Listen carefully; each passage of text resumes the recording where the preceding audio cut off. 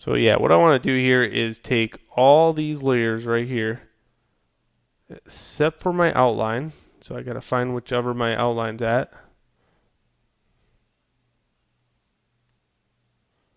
Okay. I'm going to deselect my outline and then go like this. Layer, merge layers. That way I can put this one on the bottom and turn that one back on and I get this. Okay, also I can clean up the seam by getting rid of my color palette.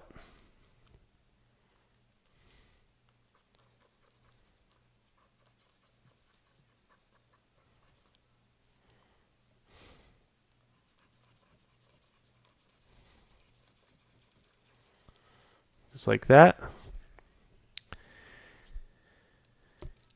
And I am also going to barely use the dodge. In fact, I'm not going to use the dodge because dodge is bad. But let's say I use the brush, go on top of this layer, and instead of using dodge, we will use overlay. And I'm going to grab some of this natural pink in here. And what will happen is in overlay mode, I can turn down my flow, turn this onto a very soft brush, turn it on airbrush, and what I can do is I can paint light. Okay, so maybe a little bit higher than 1%. And you can see that. Did you see that? How bright that got in that area? Watch it. Check this out. So if I want to blend it just a little bit, and I kind of do, because I'm starting to like the look of this, even though that is a hard thing to do right there, is to blend those colors that soft. Again, that is done through many different colors laid on top of each other, and you would use your lightest color first and then work your way darkest. And that's what's weird about tattooing is the fact that you have to do light color first and then dark, where if you were a traditional painter, you would paint dark and then go light. Unless you were doing watercolor. So it's almost like working with watercolor, really. Watercolor is the same way. You got to lay down your light colors first and then you lay your dark colors first, because the paint is it's not opaque in any nature. It's very transparent like. Okay, so what I'm going to do is just turn this down a little bit, and I just want the faintest thing on there.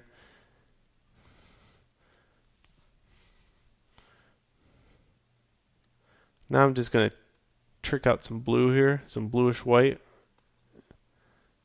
Just going to kind of brighten these edges up just a little bit.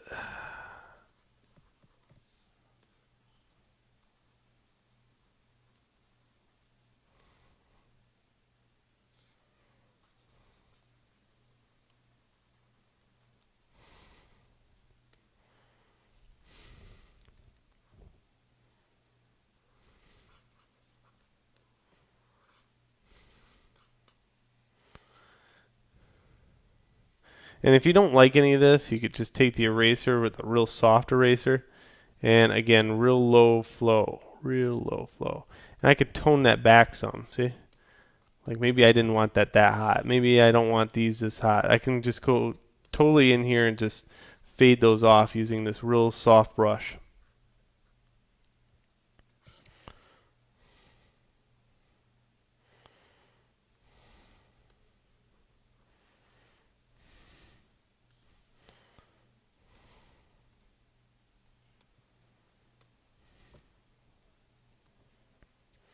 Blend these colors in a little bit more.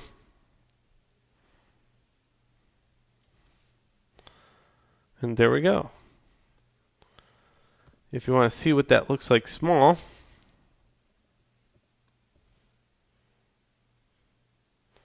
you can print it off as small as you want. So right now it's 7, but usually probably somebody will get it about this size. And since the colors are really super hot, bright, contrasty, everything will pop when it hit, as far as the tattoo goes. This is usually something with a banner in front of it.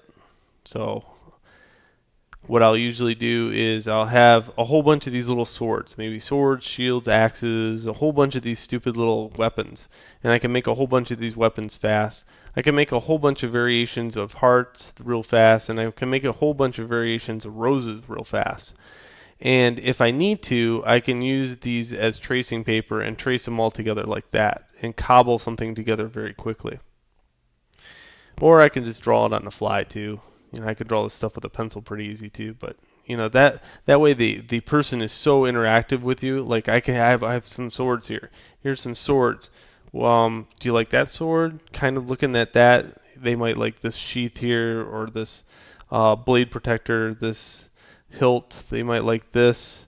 They might like this pommel, but they might find an axe that has kind of wood tone on it that they like better. So I can put the handle as the wood tone. You'd be surprised if you have a whole bunch of these ready at your disposal.